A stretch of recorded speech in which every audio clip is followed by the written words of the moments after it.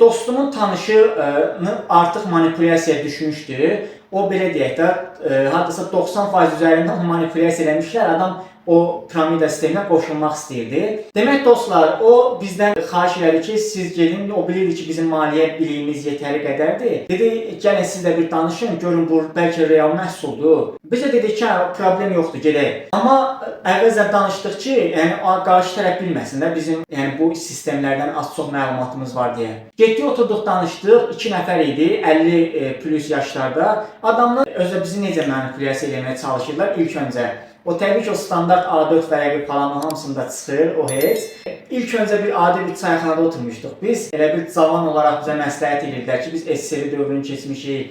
O vaxtı bizi inkişaf eləməyə qoymurdular. Ancaq deyirlər, dövlət işi indi hamı öz işini qura bilər. Niyə siz cavansız gedib başqa yerlərdə işləyəsiniz?